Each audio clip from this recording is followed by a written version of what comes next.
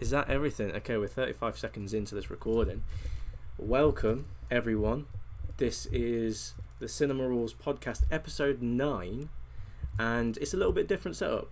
We're recording ourselves. Usually, for those that don't know, it's a lockdown setup. Yeah, it is, and usually we don't have videos of ourselves at all. We just have audio, with the Cinema Rules podcast logo, on the front, and you don't get to see us. So this is a bit of a different setup, and it's a bit different because this is the first podcast episode that will be on YouTube. Tell us, Sean, what is our topic today for this podcast? Yeah, so the reason as to why we're uploading this to YouTube, and this will be probably the only episode that will be uploaded to YouTube, is because we're talking about the recent news that's come out about Disney and all their announcements. So Star Wars, Marvel. You sound so thrilled, mate. You sound so intrigued and thrilled about Disney's announcements. I don't know. I think it's just taken us a while to set this up. That I'm kind of I'm not in the zone yet. But I need to look at the camera, I think, because I'm looking down at the screen at you, so I look weird. I'm like, but yeah. So this episode will be focusing just on the Star Wars. Yeah, out of Disney's announcements, and there were like about 100. We're just focusing on the Star Wars, and mainly this is for Disney Plus, isn't it? Yeah, and if you want to check out our previous episodes, they're all on our Patreon page for VIP patrons, and our next episode, which will solely focus on the Marvel news, that will be only on Patreon as well. So if you like this setup, if you like this, podcast type of thing, this is a taster for you guys on YouTube. It's more conversations and rants, isn't it, than anything else? It is. It's nothing really structural. Lots and lots of rants. Yes, and disagreements too. We fall out quite a bit on these podcasts, I think. Yeah, I've tried to punch Tom through the screen before, but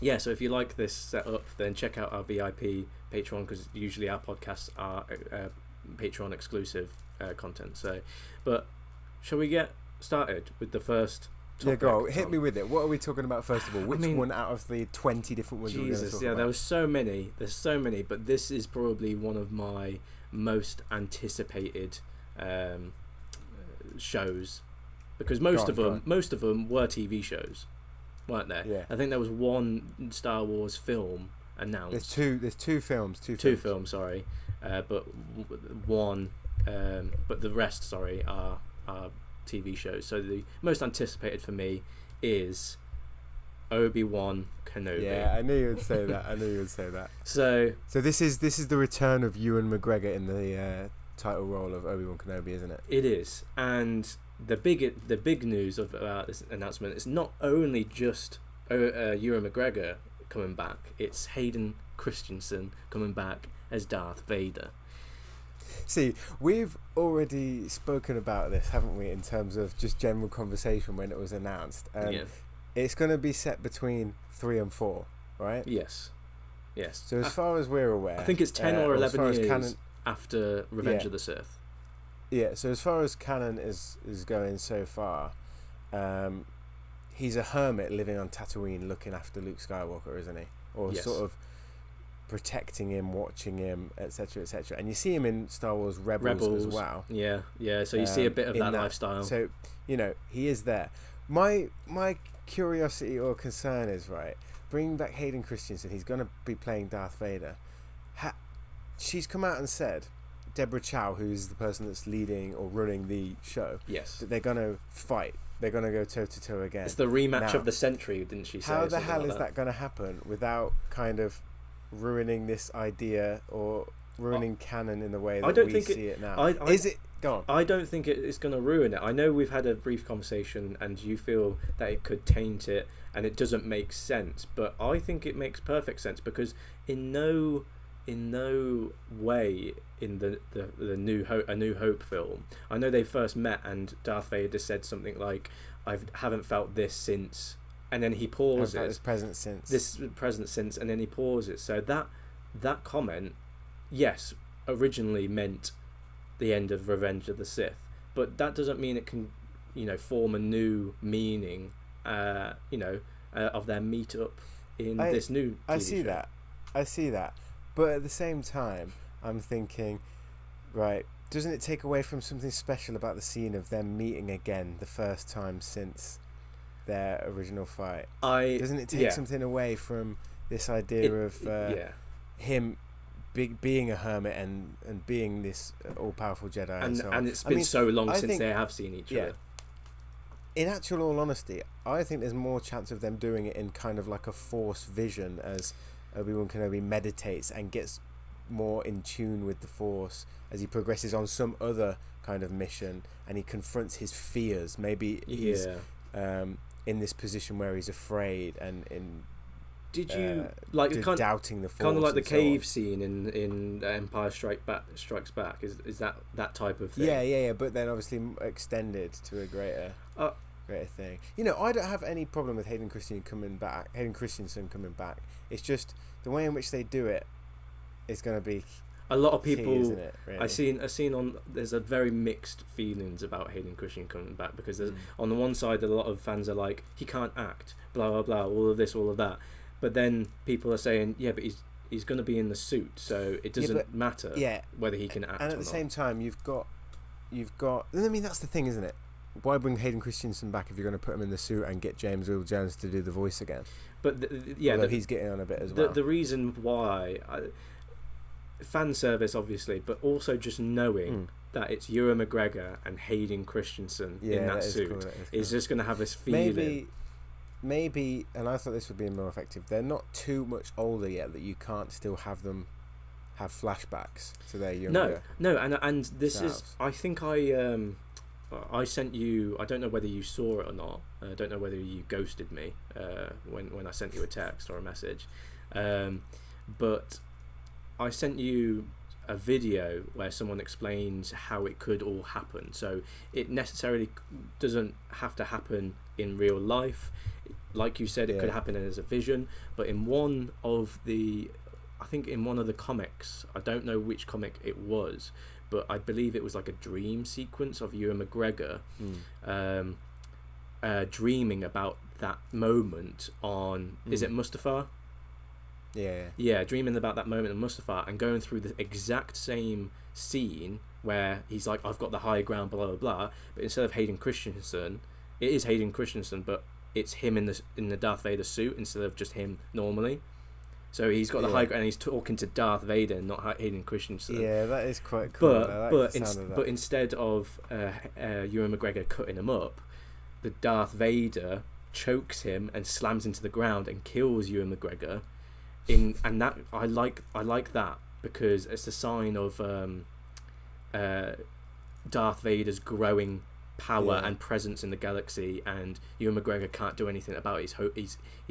He's hopeless. Yeah, I want him to go through this kind of period of questioning himself or period of struggle before he then becomes the character that we see him initially in the first Star Wars film. Yeah. That would be good.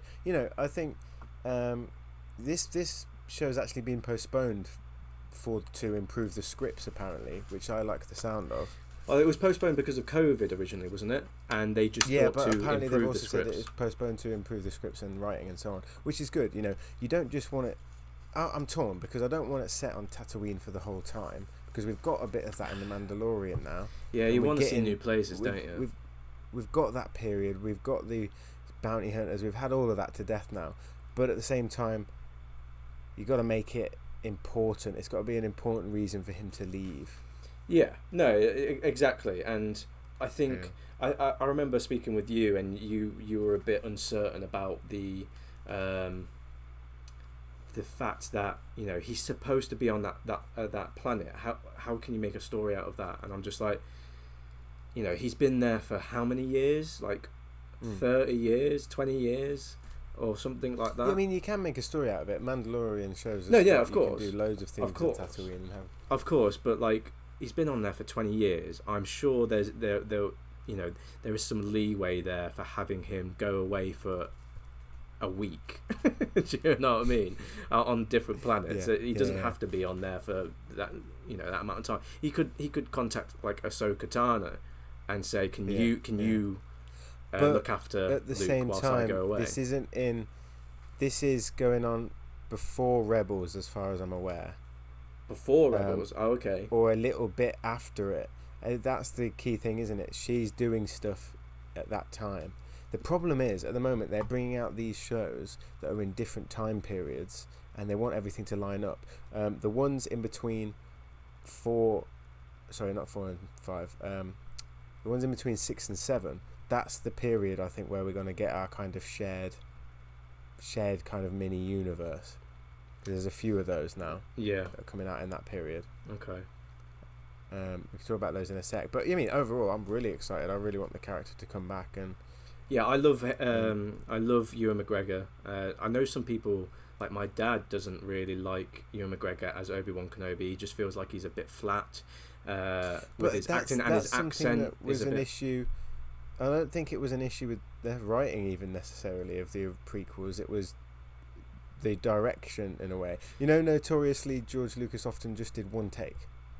I've heard that as well, and Yeah. The same with Hayden Christensen. Yeah, a lot of people give him a bad rep about his bad acting, but I don't think he's that bad of an actor. Like, yes, he was bad in the prequels, but it is massively down to the writing and the directing of the actors, because all of the actors weren't that good. I mean, Ewan McGregor was pretty bad for his type of, for his standard in those Star Wars movies. So I'm looking forward to what the Obi-Wan Kenobi, the young Obi-Wan Kenobi story goes, because I feel like it's going to have far more emotion than the Obi-Wan Kenobi we had in the prequels, where it was just at the same time, you've got these are Jedis which aren't meant to show emotion, so I always use that as a kind of as a cop out. They're not meant to be emotive. They're not meant to be emotive characters or people anyway, are they? But anyway, what's our next one? What's the next one we're talking about? Yeah, okay.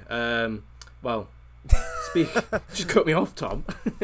No, you're all right. All I was going to say is that, but this gives them the perfect opportunity to show emotion, because Obi-Wan Kenobi, he lost his best friend, his brother. The Jedi Order has collapsed. He's a hermit. He's on his own. He's going crazy. It shows you must show some emotion, surely. That's what I'm looking forward to anyway. But But moving on. Speaking of Ahsoka Tano earlier, she's getting a spin-off series. Legit, no surprise at all. No surprise whatsoever. As soon as she turned up in Mandalorian, everyone knew. I've got to say actually, I haven't seen past the Mandalorian season 2 episode 1 yet. I've only seen the episode 1. Oh, I see. Okay. Because I've been saving them to bulk them up in one go. But I know things that have happened, and I've seen the pictures and images and even clips of her performance as a character. This was pure fan casting that got her the part. Was it fan casted? Yeah, so someone said, she would, Rosario Dawson, I think her name is, would play a good, and put a little picture up, and she commented on it and shared it and so on. And obviously, Dave Filoni or Jon Favreau had seen that. Yeah.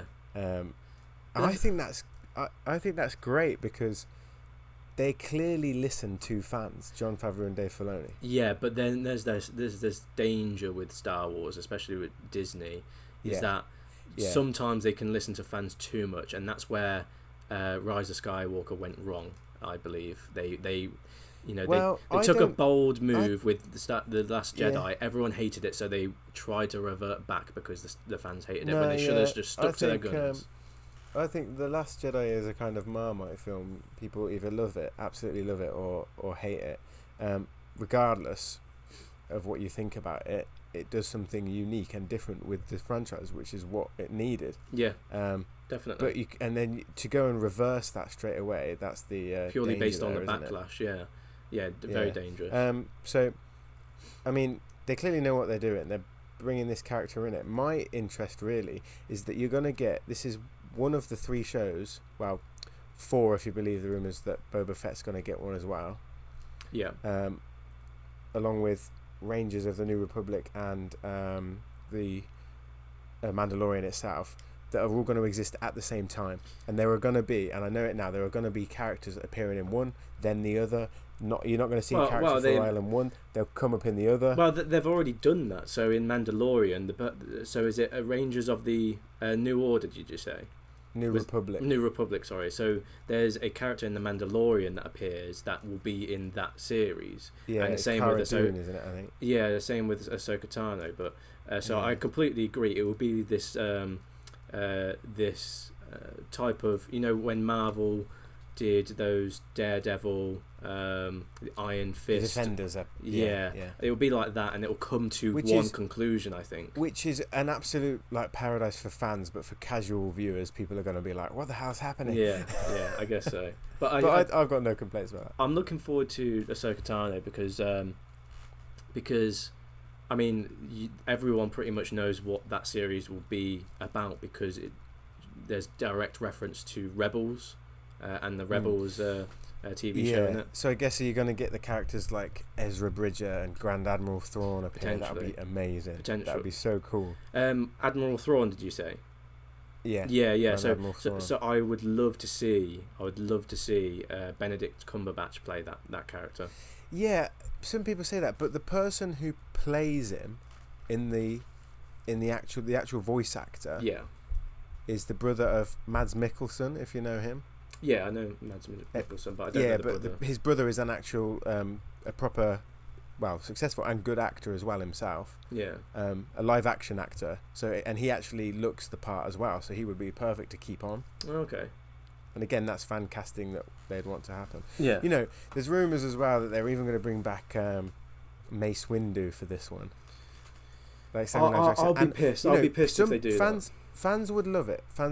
But it gets to the point where how many Jedi survived, and how many people are you just going to bring back for the sake of bringing them back?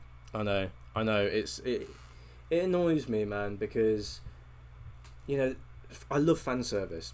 Mandalorian has a lot of great fan service moments, like bringing Boba Fett into the storyline. Ahsoka Tano and Baby Yoda is pretty much just a fan service, isn't it? It's just It's just but there's a moment when you go too far. Don't bring Mace Windu back. There's no point. I think I think when they do bring him back, they'll do him okay. How could you justify the plot holes of him not being anywhere in sight in the others? Yeah. Maybe we'll get. Well, I don't want to ruin anything. Have you seen the last episode yet of Mandalorian? No. I was about to watch it just before we started this podcast. My dad came in and was like, "You want to watch this last episode?" I was like, "Okay." No, I'm not going to spoil it, but do you know what happens? How have you not? How have you? I've seen a spoiler on Twitter. What? What do you follow? Like the fucking Mandalorian? It was spoiler. It was page. John Campier spoiled it on Twitter, and I saw it. Really? John Campier of all people spoiling it. Yeah, but subtly so. But I obviously know what it is. Okay, don't tell me. Don't. I won't say, but stay off social media until you watch it. Yeah, I'm gonna literally watch it straight after this podcast today. Yeah, mate, just message me your reaction as well. Oh god, I'm nervous. but it's got Mandalorian's got what is it? Who's the actor? Gus out of Breaking Bad. He Giancarlo Esposito, I think his name is. Yeah, he's brilliant in it, and his dark saber. Or Giancarlo Esposito. Sorry, I don't know how to pronounce his name. Yeah. But so we could go into a bit more detail about the possibilities of that show, but I'm not going to talk about it because Sean doesn't know yet. Yeah, but it's funny that I've watched more episodes than you, but you know more of it than me. I can't resist. I look like I'm in the shadows here now because I had this light, and it's just turned off. It's just ran out of battery, and I had it all ready. Look, and it just turned off. I think you just. And now I look like I'm in the shadows, and you look like really bright. This is what happens. This is what happens. Oh, I just got a message on my phone. I'll just get rid of that. But moving on to the next TV show, because there's so bloody many, and I'm very intrigued about this one. It's called Star Wars Visions. Do you have any idea what this is about, Tom, or have you read up on it already? Yeah, so this is a these are going to be short animated films created by Japanese anime animators, I think. Yeah. It does sound to me like the Pixar shorts that they have at the start of Pixar films, and they're just going to be random little ones around the Star Wars universe. Potentially, yeah. You know, for me, I'm not too intrigued by it. I like the sound of the animation style, and I'm interested to see what the stories will be. But I don't want it to just be like a little 5-minute film about porgs or about Ewoks or something. That doesn't appeal to me because there's no narrative there. Yeah, I mean, some people really love these animated shorts, and I don't take away from them at all if they like it. Fantastic. The Pixar shorts, animated? No, the Pixar shorts are great. Yeah, I mean, some people would be looking forward to this. I'm more in it for the narrative and the world building than this, but maybe these will add something. Yeah, I love the idea of anime style because we've both been talking about trying to get into anime and watching a lot of anime for the channel, but it's just a way of tiptoeing around, you know, copyright strikes and stuff like that. But this sounds like a perfect way to potentially get into it, but also I wouldn't want to get into anime through Star Wars at the same time because I want to know what actual anime is first. Like the history of it. And the classics. There's another series called A Droid Story, which is single animated stories about, I think, C-3PO and R2-D2 and another droid or something like that. So it's a similar sort of thing, really. I don't know, because you don't know who this is. Disney Plus. They are going to try and use Star Wars to relate to every type of audience. So will this be will the droid story be for very young children? Will it be for just general fans? You know, you don't know, do you, really? Well, with Visions, what you were saying about Visions is being, you know, isolated stories around the universe of Star Wars. I think that could have a lot of potential, because if they're just one-off episodes or like 3 episodes of a story arc, there could be a story there that is so good that they could create a live action story, because the fans This is the love thing. it. Fans, the fans of this series and this world are so hardcore that if they really jump on a character that they like, I have no doubt that character will then appear in live action. Yeah, no, it's happened already, obviously, with Ahsoka, hasn't it? So agreed. 1 second. I just like that name. I like that name, Visions. That's quite intriguing, isn't it? It is. Carry on speaking. Where are you going? Oh, right. Anyway, I'm intrigued with Star Wars Visions to an extent. I think we've gone through about 3 out of the 20 different series so far. So the next one, or do you want to take the next one? What's the next one you want to talk about? I mean, we can talk about a droid story, like, because we've already mentioned it. Yeah. So I think there was a few episodes of the Clone Wars that did this kind of C-3PO running around with R2-D2 in the early seasons, which again is more so like innocent, family-friendly comedy, I guess, as opposed to anything else. If they get Anthony Daniels back, I'm all for it, because I love him as the character. I think he's hilarious. This one is the one that I'm probably gonna miss. I'm probably not gonna watch it at all, because it just sounds like it's meant for kids.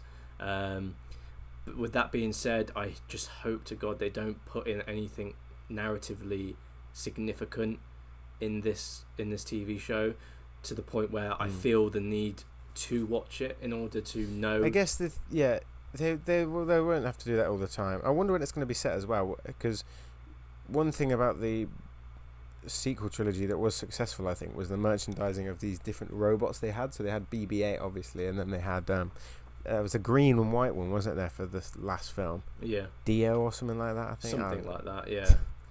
It's literally just a merchandise. So I mean, out of the ones we've spoken about, Visions, I'm intrigued by. The droid story, I agree with you there. I'm not that bothered by it.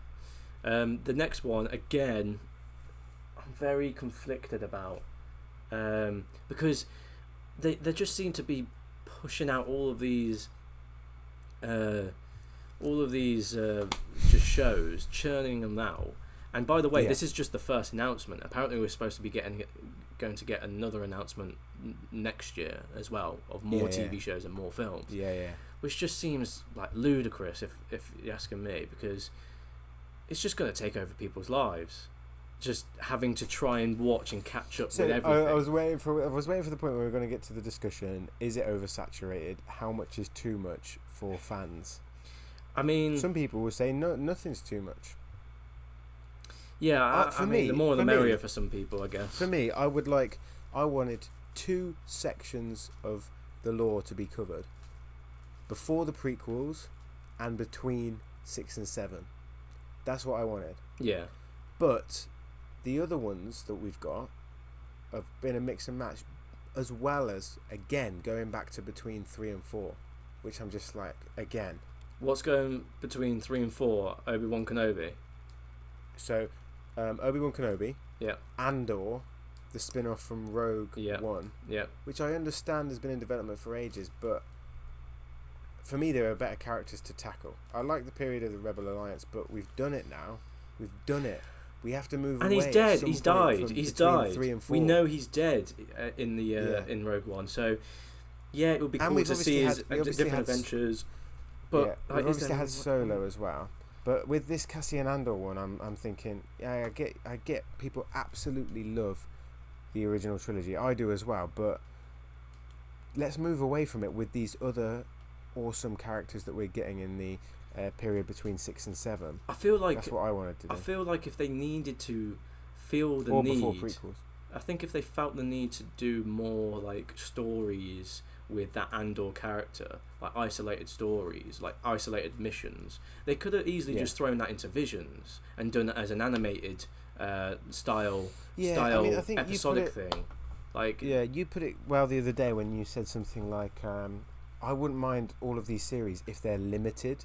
Yeah, and so you get a 10-episode run. That would be great. So that's what you can have an overarching narrative as well as individual stories. So that's what Obi-Wan Kenobi is. So Obi-Wan Kenobi, I believe, is like 1 season, 10 episodes, and the reason why they did that is because they wanted to have it as they pitched it as a movie to begin with, but because they wanted to do a little bit more, they maybe didn't have enough time. They thought this would fit better as a TV show.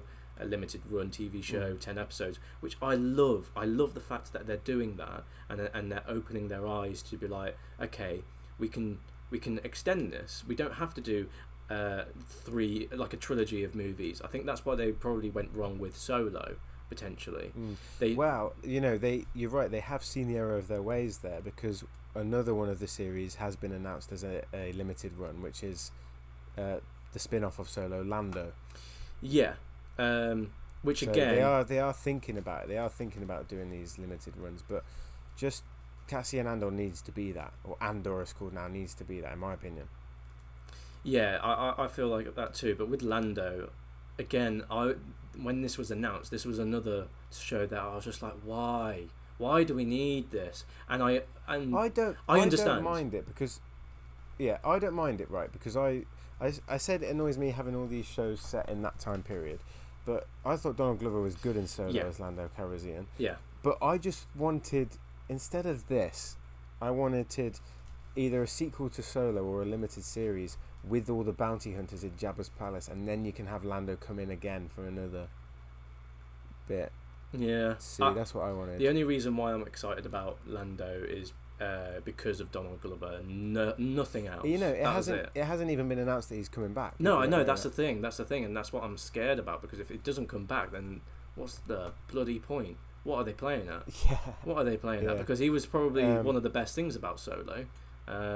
So having a limited series on Lando with Donald Glover, I'll be up for, because I mean, I wouldn't be up for it anyway. I'm literally just up for it for his performance. The storyline could be anything. I couldn't care less. But as long as Donald Glover's back, that I'm fine with that. Yeah, I mean, until we get to know more about Lando, and I'll perhaps be a little bit more excited about it. But as I said, they've rumoured Boba Fett one, which is going to be a bounty hunters-esque one, like the Jabba's palace sort of group and all that. Which so that one which I'd do be we more need? excited Because we've got Mandalorian. for. I mean, I understand that Mandalorian now isn't a bounty hunter story. It's a Baby Yoda story. I understand that. Yeah. So maybe having a live action Boba Fett. Because I guess that's it, isn't it? That's it. Originally, Mandalorian was going to be a bounty hunter story, but the popularity of Baby Yoda has perhaps shunted it in a different direction. So Yeah, potentially. maybe there is room for that. I think there's room for it. What we got next on our list of shows? Next one is an animated TV show, which I'm now looking forward to, and I know what I will watch because of the animation that they kind of developed over time in the last season of Star Wars: The Clone Wars. The animation on that show was incredible. So and this is the Bad Batch. The Bad Batch. Star Wars: The Bad Batch, which are a group of clone troopers that are featured in the Clone Wars. Do TV you know show. what? You literally know what? When I watched that show, and there was rumours that there was going to be a third Dave Filoni involved animation coming out.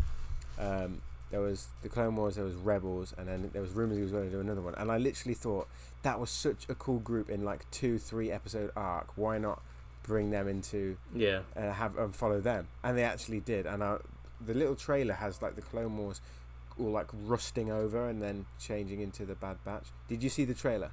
I did see the trailer, and it looks incredible. I think the animation looks on really point. It looks like they're in. Yeah, I love the idea of following clone troopers going from clone troopers to, the Empire soldiers, stormtroopers. But at the same time, they all removed their chips, didn't they? They did. So they're going to perhaps be in conflict, or maybe yes, masquerading, pretending to be them, and then I don't know. It's I think there's a nice bit of drama in this one. Yeah, I just love the idea of seeing that transition from when the Emperor wins, I guess, and just seeing how he organises. So again, we're kind of contradicting ourselves here, saying we don't want anything in for between 4 or 6 again. But this one, I think, is the one that we've been most excited about so far. It's warranted. That and Obi-Wan Kenobi, I think, are the exceptions. I don't think they need anything else in between those episode 3 and 4. But I kind of am annoyed that they went all out with Darth Maul in Clone Wars and Rebels, and now he can't appear in Obi-Wan Kenobi. But they've got to do such light-footed treading and make sure that they don't ever contradict anything. Yeah. This is the problem with doing 4 or 5 different time periods at the same time when you've got an overall timeline. Yeah. Right. Yeah. They just need to do a Old Republic, but yeah, this is what I want the most. But there is hope, Tom, because with one, I don't know whether you can you might disagree completely, you might have read something, but a TV show that they're coming out with called The Acolyte. Now this is the one that I'm most excited for. So this is a different word for Padawan, but for the dark side. The Acolyte is an apprentice, like a Sith acolyte. Yeah. And that, I can only assume, is going to be taking place in the Old Republic era, surely, because who else would they have? I'll explain to you. So they've established a new kind of era in the canon, right, called the High Republic. That's what they're calling it. Oh yeah, is that the series of books that are coming out? Yeah, so this is going to be set in that period of the High Republic. Now, I think it's only about 160 to 60 years before the Phantom Menace. Really? But from the art design of the High Republic, it looks like almost medieval, doesn't it? It looks like it does. But I think this is a different period of Jedi, and I think I'm pretty sure it was 160 years before, or 100 years before. That's when this show is going to be set, during the High Republic anyway.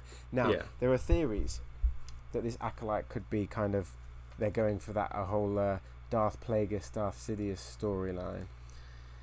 What do you think about that? Yeah. I think the Darth Plagueis one I wouldn't mind, but I just want... This is, again, another problem just do I have. something It's separate. just too close... it's too close to the events of the actual main Yeah.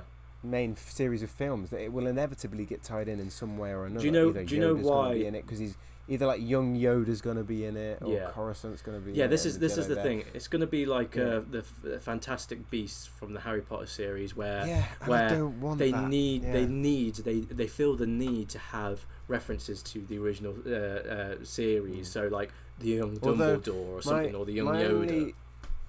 my only hope for it though is that because it's the Acolyte and it's on a dark Force user allegedly. Yeah. It's a woman as well. I think it's a female star. That's what I've read anyway. That we're going to be separated from the events of all the Jedi, and it's going to be different and distant. And That's what I so am on. looking forward to the most. I want to be Yeah. those people that feel like they're like on the dark side.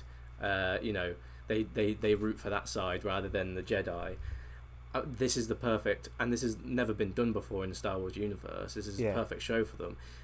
They just need to not screw it up, because I don't know.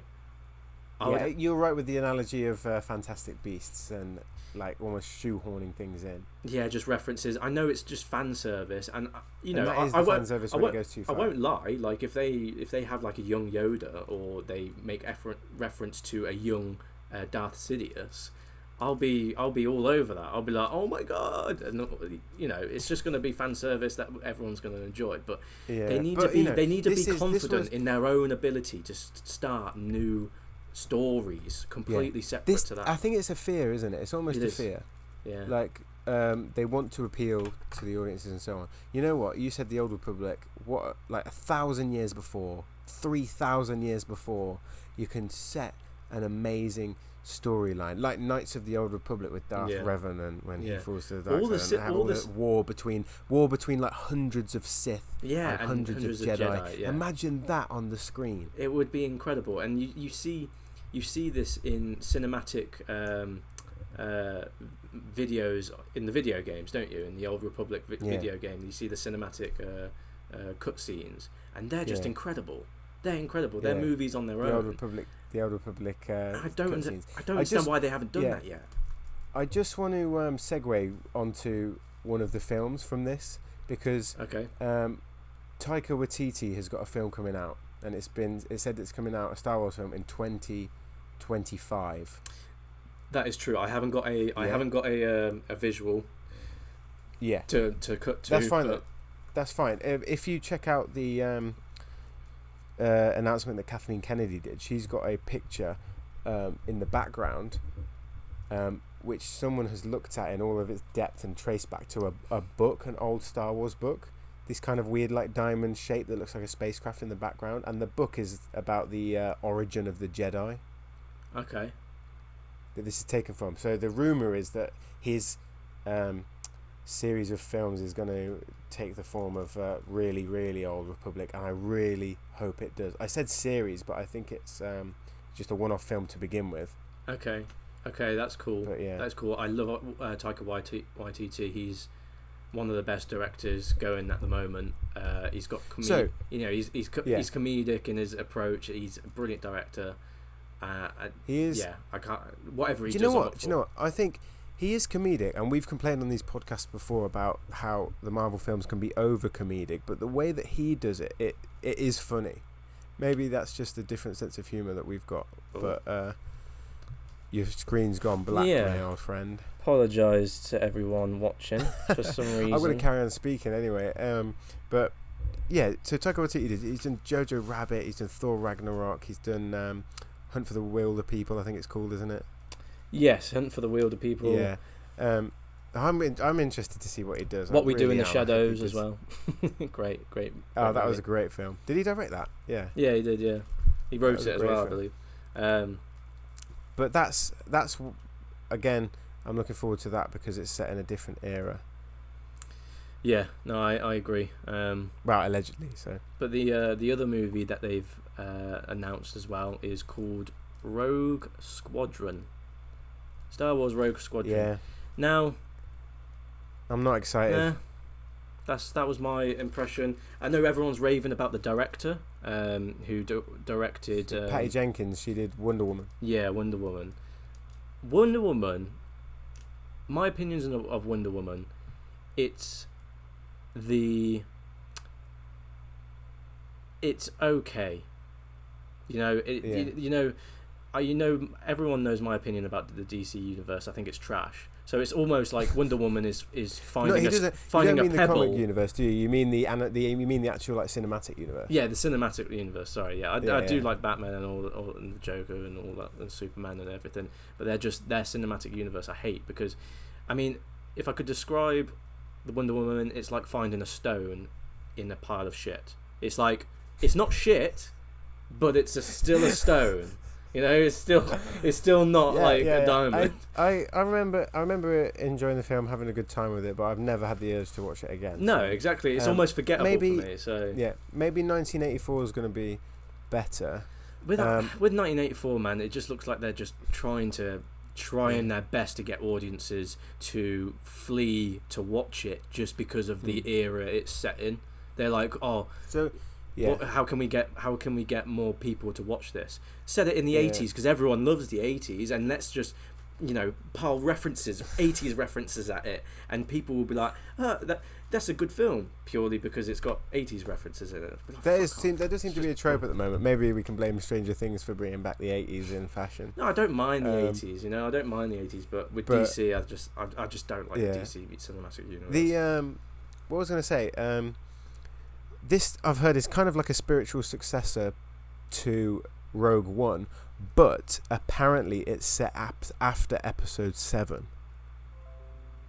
So this is what I don't get. Not after. What am I on about? After Episode 9. Yeah. Oh. Yeah. Apparently this one is going to be the latest in canon that they've got. Oh, that's odd. Yeah. I didn't expect that. That makes me a little bit mildly more intrigued, just purely because I want to see, well, what does the state of the galaxy look like after Episode 9? That's obviously a question that everyone's got on their mind. Yeah. But at the same time, as long as there isn't like some kind of evil Empire First Order running about, but this time it's called like the new regime, the Second Order instead of the First Order, the Empire 3. Darth Sidious's clone clones himself again, and it's just like this weird like fetus. It could go on and on, couldn't it? It's like fucking Voldemort. Yeah. I would have. Yeah, this just adds credence to what we were saying about, are they just doing every single bit of the canon now? But the thing is, possibly flesh it out. But the thing is, why come out with a film called Rogue Squadron and come out with a TV show, Rangers of the New Republic? It's just, the Rangers of the New Republic to me sounds a lot better. Yeah. But why come out with something? I like the idea of the New Republic, and maybe we can see like what happens with Princess Leia and things. But Rogue Squadron is based on this old kind of book, these old book series, I think, about the fighter pilots in Star Wars. I just and think then about you've got the games. You've got like the game, the game Squadrons. There's been a few of those different ones, and but it's been done. It's been done to death. Fighter pilots in X-wings taking down big ships and Star Destroyers. I just don't.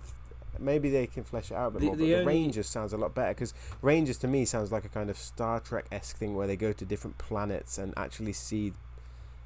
Yeah, I guess so. Whereas Patty Jenkins has come out and said this is a fighter pilot film, like Top Gun. Yeah, basically. Yeah, like Top Gun. And the only thing that gives me hope about this film is Patty Jenkins herself, because of what she said is basically her wasn't it her dad, her mother in the Air Force or something, and I'm sure it was her mother. Yeah. Are you sure?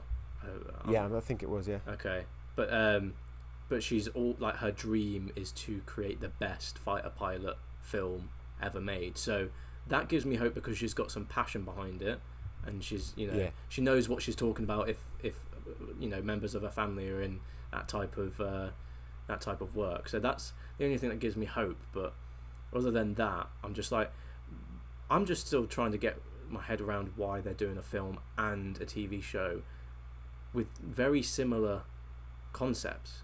It's just a bit.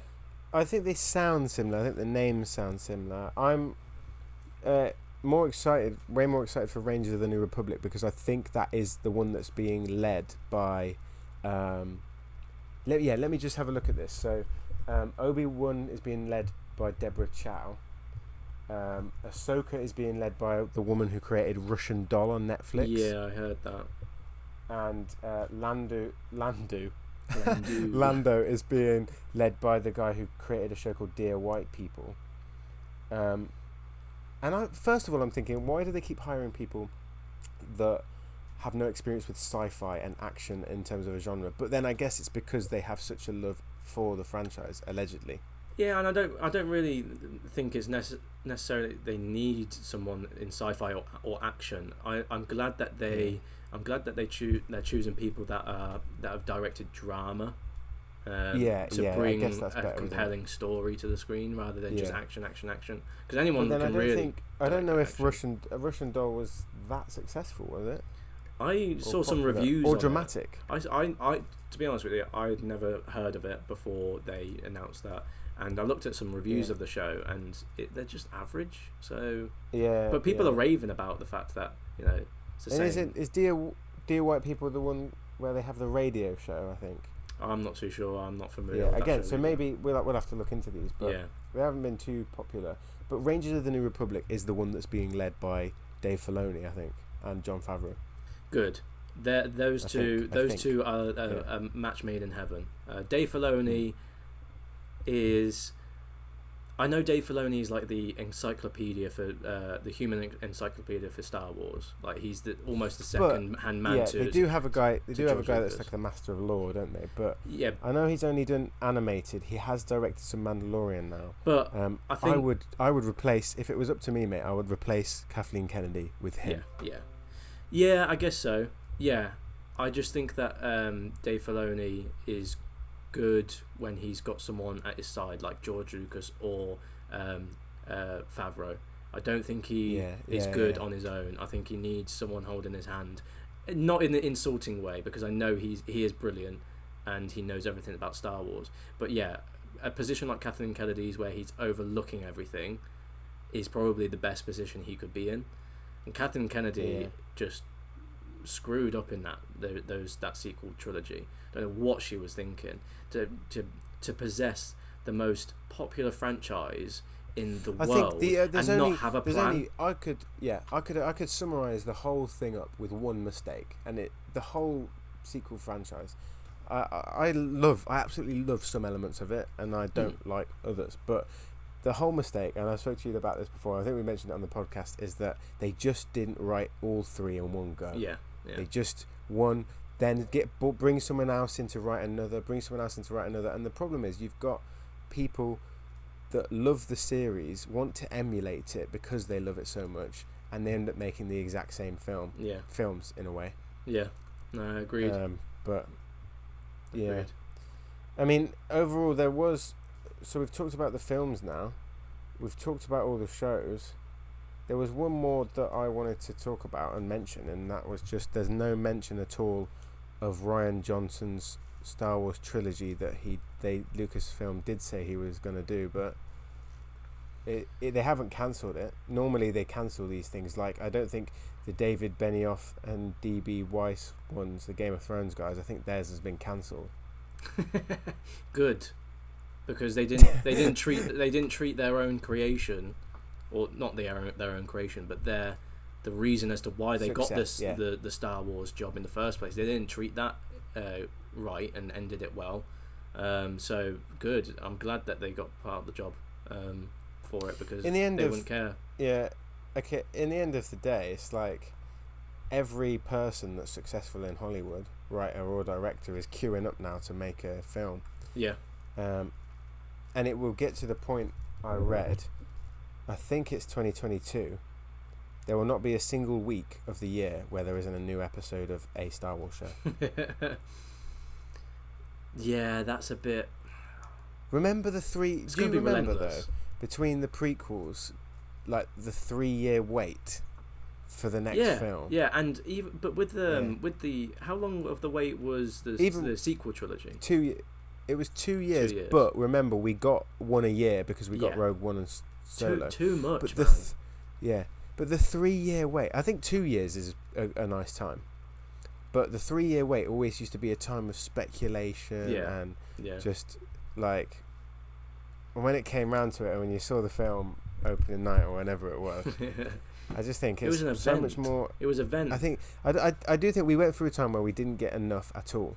We didn't get anything, but then it gets to the point now where it's like, is it too much of a good thing? Is too much of a good thing just going to put you off? I never want to be in that position where I'm like hating the franchise that I love the most. Yeah, but, no, I know. Or just being a bit like meh about it. Yeah. If you think about it, even though that we love Star Wars, and it is an incredible series, I would say 1, 2, 3. Okay, I would say 3, maybe 4 films. Maybe 3.5 of the 9 films are pretty trash. So I'd say episode 1, episode 2. You know, they have all their like little moments. I can find really enjoyable moments in all of them. The only one that I haven't seen lots and lots of times is just The Rise of Skywalker, because I've only seen it once. But yeah, I'm. Did I tell you that I've seen all the other ones? I've seen no end of time. Did I tell you that I binge watch? Well, I didn't binge watch, but I started from the beginning and watched episode 1, episode 2, episode 3, Rogue One, Solo. You know, I watched 4, 5, 6, 7, 8, and then when it was time to watch episode 9, I started playing it, and I was just like, I can't be asked to watch this fucking garbage. And I just didn't manage to finish it. I went through 10 films, 10 Star Wars films, and I got to the very end and I was like, nah, who does that? If the film's good, if the last film's good, who does that? And it just I don't know. We are in the era now of fan service, aren't we? And that was what the thing was about Fantastic Beasts as well. I didn't mind the first film. The second one, I haven't seen them, but oh yeah, you haven't. I like the direction in which Star Wars is heading.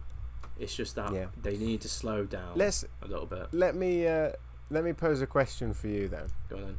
If you were, Sean, part of this successful Hollywood elite, right, and then you get told, right, you can do a Star Wars show. What would be the show that you would create?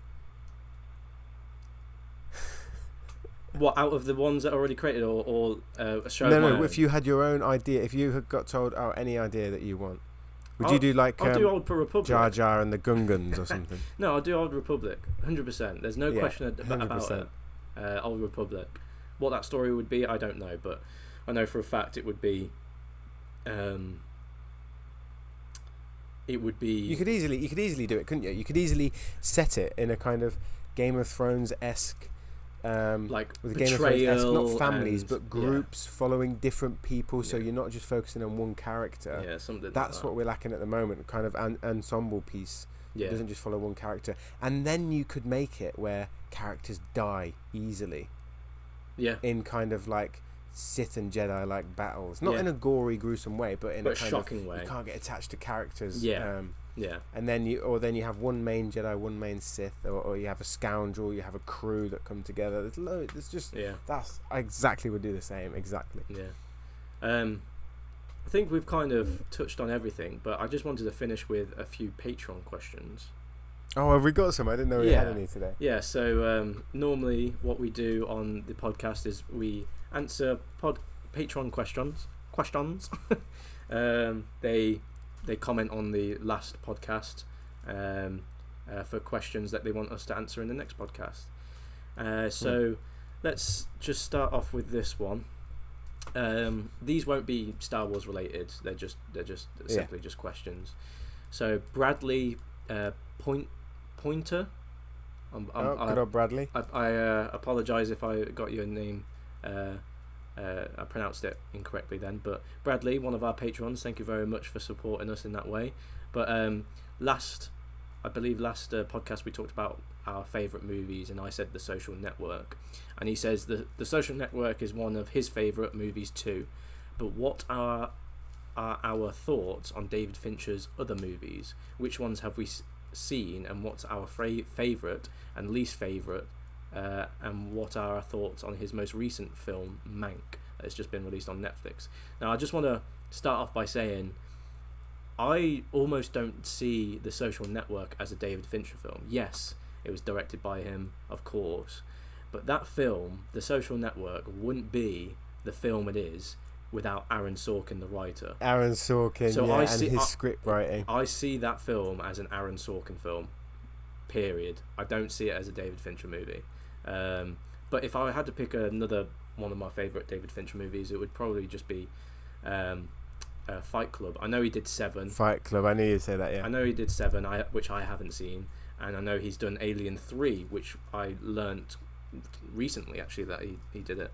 But The Fight Club is just brilliant film, absolutely brilliant film. Fight Club. And what I love about his directing as well is his camera work, his camera movements. He must what's not audition. He must not revise. What's the word? Practice. Storyboard. I don't know. No, with basically. Yeah, I remember. There's a specific shot that he does, isn't there? That's kind of like a swift move, isn't it, or something? And then a pan, no, that's not what I'm talking about. He might do that, but what I'm referencing is his subtle camera movements. Whenever the actor moves, even subtly. So if I was to move off my chair, like up, oh, that's it. Like his camera subtly moves with him. Subtly moves with him. It's just so subtle. The directing, but it's so precise. It's ridiculous, and he must practice with the actors beforehand. Like, there must be like 30 takes or something. It's ridiculous, and that's what I love about him, because I don't know what it is, but it's so compelling. But what about yours, Tom? Yes, you had it right with the camera movements there. I think he's really good. See, I haven't seen The Social Network, and you get on to me all the time about it. We'll do a reaction. I have read the script. I have read the script though, recently. So I'm looking forward to watching a film that I've already read the script of and seeing how it's sort of influenced by the director and so on, and see how it changes. But I love 7. I think it's a great film with Brad Pitt and Morgan Freeman. I love the ending. Kevin Spacey. I don't know who writes it. Is David Fincher a writer as well? I'm unsure. I can quickly look that up. Quickly have a look, because that is a good one. Now, he did direct Zodiac as well, which I watched years and years ago with Jake Gyllenhaal, who's amazing in it. Okay. Robert Downey Jr. and Mark Ruffalo, and I really liked Zodiac, but there was something quite haunting about it, which I remember. I think he's a director that gets really good performances out of his actors. Yeah. So I'm thinking of the scene with Brad Pitt and Kevin Spacey at the end of 7. Yeah. But Jake Gyllenhaal in Zodiac as well is fantastic. And then another film that I watched, probably the last film I watched of his, was Gone Girl. Did you watch that at the cinema? Oh yeah, brilliant movie. I need to watch that again. Was to be fair. Great film. Yeah. I knew nothing going into that. No. And again, he got a really good performance out of Ben Affleck and Rosamund Pike. But then weirdly, like Neil Patrick Harris as well. Yeah, he is in it. Yeah, was in that, and I know another good example. We've just watched him in Starship Troopers, haven't we? Yeah, we did. Yeah, Neil Patrick Harris, and that makes me think that with a good director, you can get good performances out of actors, and you can influence. And that's why I'm hopeful about Hayden Christensen in this Obi-Wan Kenobi series. That's why I'm hopeful, at least. But he is good with. He is good with tension. He is good with suspense. The ending of 7, I think, cements it in cinema history as a fantastic film. Yeah. But yeah, admittedly and horrifically, I have not seen The Social Network or Fight Club. So you haven't seen Fight Club either. I can't talk about this. No, I have. I've spoken to you about that before. I know the twist. Okay. But I haven't seen it. Okay, fair enough. I just want to double check if there's anything else he's directed. Just to answer your question, David Fincher did not write 7. Andrew Kevin Walker did. Okay, because that was a good a good one. No, he's done a lot of music videos. Alien 3, we'll have to watch that. And he hasn't done many, if I'm perfectly honest, but majority of the films that he's done are really good. We'll have to watch Mank then. Next question. I can't. Oh no, this will be from our Nick Armstrong. patron, who's been asking a few questions recently. Okay. He asks, have you guys ever considered doing a collaboration reaction with one or more of your patrons over Skype? With our patrons over Skype? Maybe have a contest of some sort, or just pick people from around the globe, like Canada, perhaps. Now, we did think about this once. We did talk about this once, didn't we? In fact, I think our tier on Patreon is not reacting to movies with our patrons, but it is talking to them about movies, just bringing them on, and movies, having a video chat with them and whatnot. But yeah, apart from that, we are hoping to come out with a competition and a giveaway. Well, not a competition. Well, kind of a competition giveaway at the start of February next year, with a giveaway in terms of a prize or a product for our subscribers. So look forward to that. I won't say the details of that, but look forward to that. But also in terms of collaborations, maybe not with patrons, and maybe not with subscribers. Spoiler alert. Maybe with other people, but we'll leave it at that. I guess we're in the works of doing something. We've got some contacts out there, haven't we? We've had some good discussions with people. So and hopefully it all comes into fruition. But we don't want to say anything for certain now. But let's just say we're working on something in the background, something that's in the works that I think everyone will pretty much enjoy. But apart from that, last question, and we'll leave it on this last question. Go on, make it a good one, mate. So this is a question that was raised in our friend Chris's live stream, his Twitch stream today, as he was playing Warzone. JJ Snippy, who is a subscriber of ours but also a follower of Chris's Twitch stream.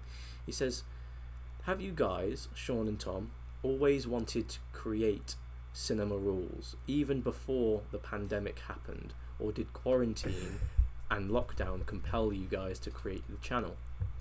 No, because we did this before lockdown.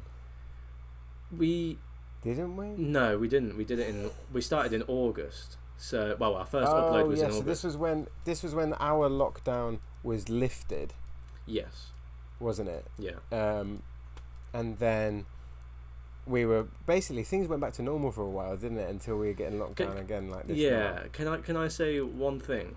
Go on. In order to answer this question, and I don't think you've clocked it yet, or thought of it, but.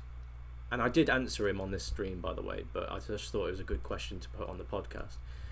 We've done many attempts to do something in regards to cinema and films. So many. One of which was like a Facebook page called Legend Reviews. Mate, it's still there. It's still there, and we haven't posted it in like 10 years. I think it's got 10 likes or something. It's like in 10 years we haven't posted a thing on it, but we created that was 10 years ago. We also did a YouTube sort of in-depth talk thing one time, didn't we? Where I remember reviewing and reacting. Days of Future Past. Not reacting as in like visually, but talking over and doing a commentary for X-Men First Class, the trailer, I think.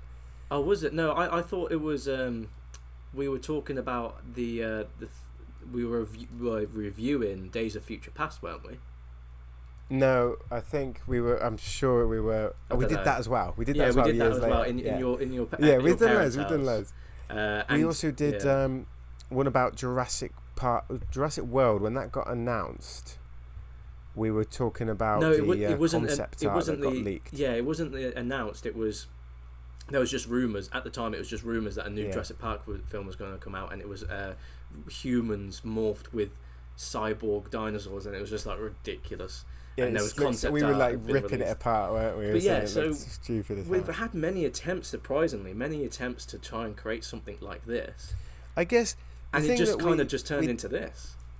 Yeah, we didn't even go for creating this anyway, did we? Because we just thought we'll watch 10 horror films together, record our reactions, and we'll do all of these before we even upload them. We'll just upload them and see what happens. See what happens. See where it goes, and by the end of uploading all 10, we had like 15k subscribers or something like that, and we were just like, what? I what? fully credit Friday the 13th. And The Exorcist. They're the two I fully credit. The Exorcist, yeah. But yeah. So to answer your question, I'd say that we've tried many times to create something like Cinema Rules before, and I'd say lockdown did kind of compel us to create Cinema Rules. I think there's been loads of good things to come out of lockdown. There's been a lot more creativity of people using their time and thinking, what can I do? Silver linings of this year. If there's anything good that I see out of creating this in lockdown, is that you get to meet and talk to lots of different people that you never would have ever spoken to, which is fantastic. Yeah. And then 2, the possibility of maybe either like entertaining somebody or them having some sort of enjoyment from watching your video. It's just a massive, awesome bonus. Makes me smile every time. I love reading the comments, the nice ones at least, and seeing that people are enjoying the content that we're providing, because I mean, I didn't ever expect people to have the reaction that they did to our reaction to things. But yeah, to answer your question, that was the answer to the question. To answer your question, that was the answer to your question. I think it's just it's so good, isn't it? There's so much we can do moving forward, and it's something to look forward to growing. Like at this moment, as we make this, I think it's 33 and a bit thousand people, and I'm just like, oh my god, it's insane. And Sean's bailed on the video again. I don't know why it keeps doing that again. But so thank you for joining us, guys. Yeah. For so this Star Wars special of the Cinema Rules podcast, so, and our first one to be uploaded on YouTube. Yes, as Tom said, it's the first one and probably the only one that will be uploaded to YouTube, just because it was a special. I think. You're back. Yeah. We do have a Marvel special coming up next week, though, so that'll be fun to do. Yeah, that'll be uploaded to Patreon as well, though. I love Star Wars more, but I'm more excited to talk about the Marvel shows. Okay. Yeah, I got loads to say about those.